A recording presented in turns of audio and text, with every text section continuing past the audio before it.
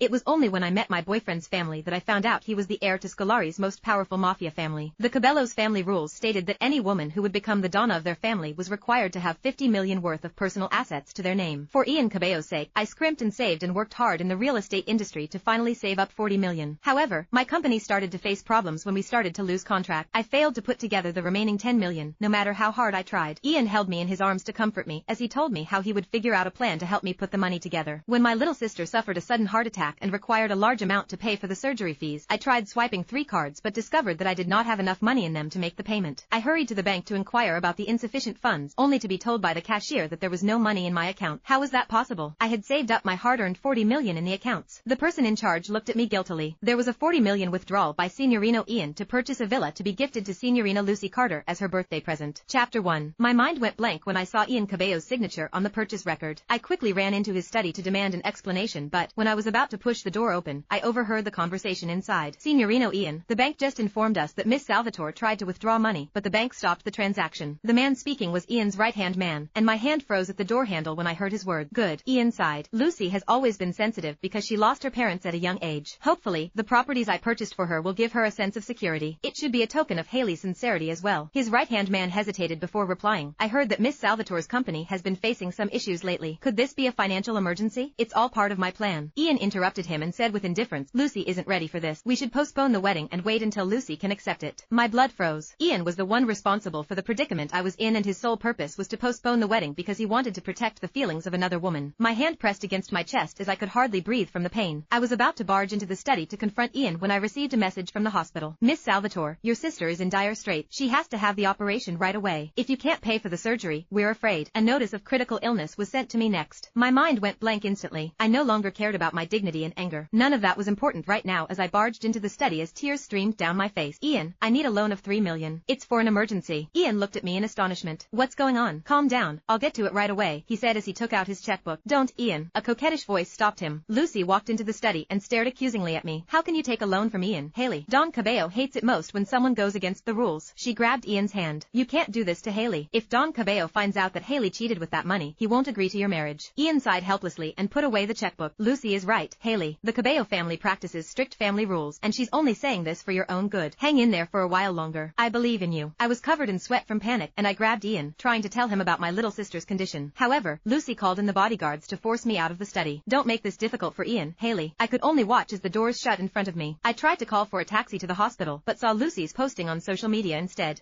It was pictures of expensive gifts she received with the caption, even though I lost my father at a young age, he saved a boy who later became the greatest big brother a girl could have. My big brother's entire family treats me just like a princess. I'm the happiest girl in the world. My hands started shaking. Was this the sister Ian claimed to feel insecure? Were her insecurities so bad that she needed what little money I had to buy a house? While she was bragging about her presents, which were worth millions, my sister had lost a chance at life because of this woman. I stumbled all the way to the hospital only to see my sister's cold body. The doctor shook his head. You're too late. If you had only managed to pay the surgery fees 30 minutes earlier. I fell limply to the ground, and my trembling hands reached out to caress my sister's pale face while tears silently fell from my eyes. I had lost my last remaining family member in this world. It took me a long time before I snapped out of my daze to dial a number I had never called before. It was the number of the man I had unintentionally saved 5 years ago on a business trip. You told me before that you would fulfill a wish of mine unconditionally. Does the promise still hold? Chapter 2. My sister's funeral took me 3 days to organize. Many people showed up to pay their respect, but Ian acted like he had no idea that she had died. He did not show up or even give me a call, much less stay by my side to comfort me. I was reminded of when I had worked 2 consecutive weeks to pull in company sales, only to pass out from exhaustion and be hospitalized. Ian broke out in cold sweat from panicking over my condition, and he held my hand to say, you scared me, Haley. Stop overworking yourself. I'll figure out how to get the money. All you need to do is take good care of yourself. Ian's deep concern for me meant nothing as he immediately gave Lucy everything that I had worked hard to earn. I took out my phone to call Ian, but instead saw Lucy's latest post on my screen. Ian said I was the only woman good enough to own the jewelry that was the grand finale of today's auction. The caption was accompanied by a picture of a pink diamond necklace worth 30 million. When I tried to discuss our wedding with Ian the last few days, he seemed distracted. It was because he had been busy bidding on necklaces for Lucy for the last few days. He had been checking for updates on his phone for auction items because he wanted to pick a gift for Lucy. I closed my eyes tiredly. I felt exhausted mentally and physically. When I got home, I saw Ian's shoes the moment I opened the door. Since revealing his identity to me, it had been a long time since Ian came to my house. When Ian saw me come home, he came to hug me lovingly like he always did. I miss you so much, honey. You don't look very well. Is it your headache again? then? Ian cleared his throat when I stayed silent, and he continued awkwardly, are you still feeling unhappy about what Lucy said? I apologize on her behalf. It's the family's rules, after all. Please don't be mad at her, alright? Don't be anxious about putting the rest of the money together. I'll help you figure something out, and I promise you'll have a grand wedding. I smiled sarcastically. It all depended on Lucy's mood on whether we would have a wedding or not. I'm not in a hurry to get married, so there is no need for you to apologize on her behalf. Ian's smile froze when I refused to accept the apology. You can't be mad at Lucy just because she stopped you from cheating when you knew that money had to be earned by you, Haley.